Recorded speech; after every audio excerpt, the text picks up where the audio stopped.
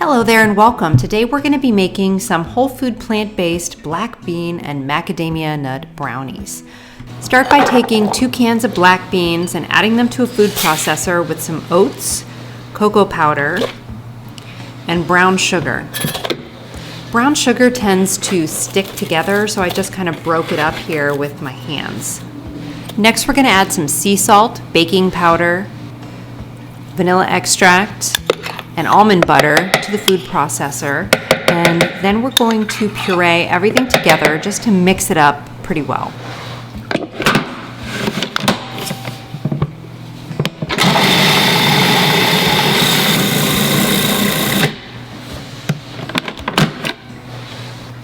Now we're going to add a little bit of plant milk. We're just doing this to make it into a batter that we can pour. I'm doing about half a cup. If you want to add just a little bit more to help it gain a slightly runnier consistency, that's fine. You can see here I can scoop it, but it's not as thick as it was before I added the plant milk.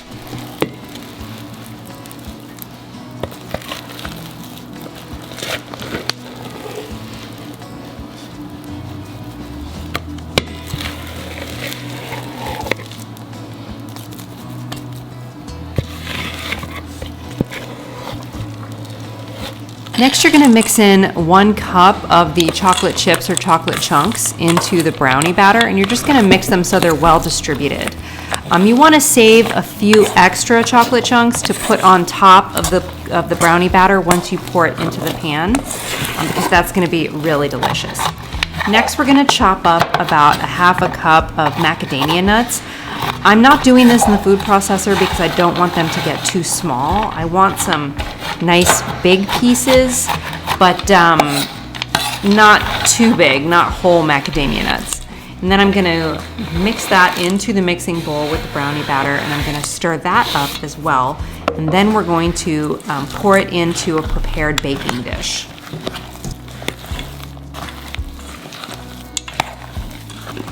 The baking dish that I have here is about 9 by 12. I have a sheet of parchment paper lining the bottom to help it release.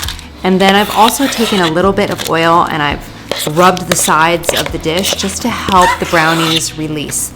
This is an oil-free recipe, but just a little bit of oil on the pan will help it kind of come out more easily and prevent it from sticking. So I have a little spatula, as you can see here. I'm spreading out the brownies. This is a pretty thick batter, so in order to get a nice smooth texture on the brownies, you want to use the spatula to spread it out throughout the entire pan to get a nice even texture. And then, as I said, I have a few more chocolate chunks or chocolate chips that I had set aside, and I'm just kind of distributing those over the top of the brownies and kind of patting them in. And then I'm going to bake it for 18 to 20 minutes in a 350-degree oven. Once it's done baking, you really want to let this cool completely before taking it out of the pan.